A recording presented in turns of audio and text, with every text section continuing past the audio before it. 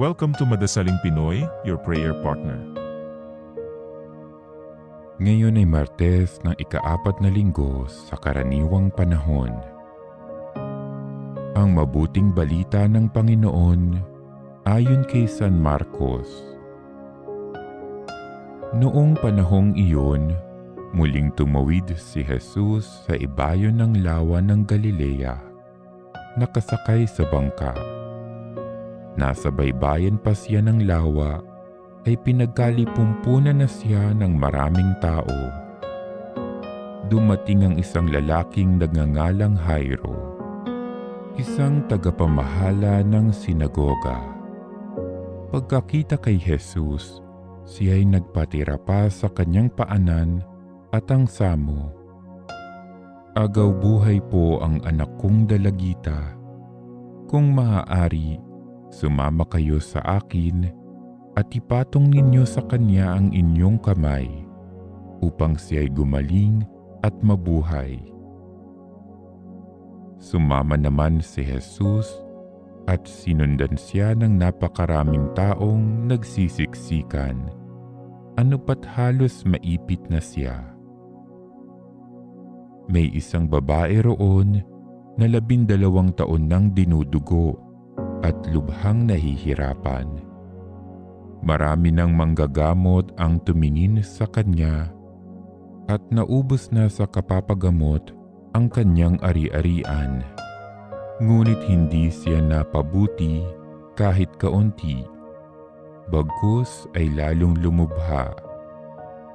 Narinig niya ang sinasabi ng mga tao tungkol kay Jesus, kaya't nakipagsiksikan siya hanggang sa makalapit sa likuran ni Jesus. At hinibo niya ang damit nito, sapagkat sinabi niya sa sarili, mahipo ko lang ang kanyang damit ay gagaling na ako. Biglang tumigil ang kanyang pagdudugo at naramdaman niyang magaling na siya. Naramdaman naman ni Jesus na may kapangyarihang lumabas sa kanya, kaya't bumaling siya sa mga tao at nagtanong, "Sino ang humipos sa akin?" Sumagot ang kanyang mga alagad, "Nakikita po ninyong nagsisiksikan ang napakaraming tao. Bakit itinatanong ninyo kung sino ang humipos sa inyo?" Subalit, patuloy na lumingalinga si Jesus. Hinahanap ang humipo sa kanya. Palibhas ay alam ng babae ang nangyari. Siya'y nanginginig sa takot na lumapit kay Jesus. Nagpatira pa at ipinagtapat ang buong katotohanan. Sinabi sa kanya ni Jesus, "Anak, pinagaling ka ng iyong pananalig sa akin.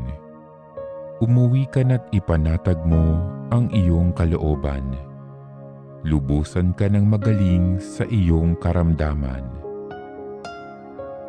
Samantalang nagsasalita pa si Jesus, may ilang dumating mula sa bahay ni Jairo. "Patay na po ang anak ninyo," sabi nila.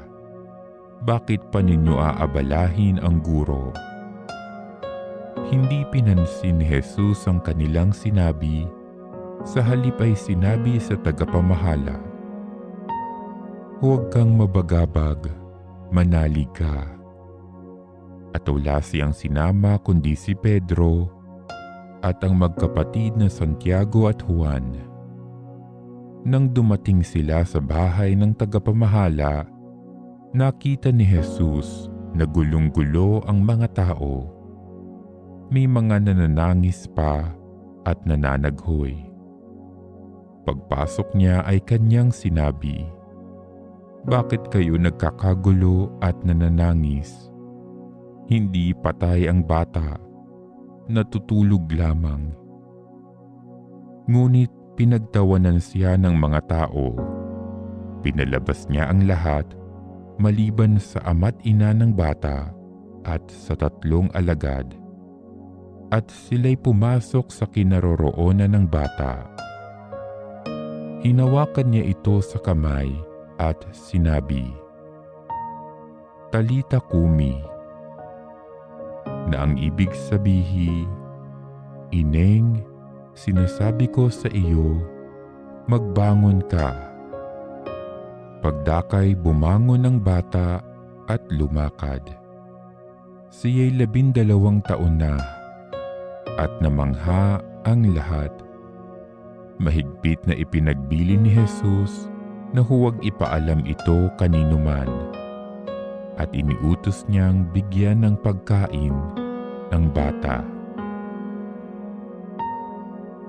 Ang mabuting balita ng Panginoon.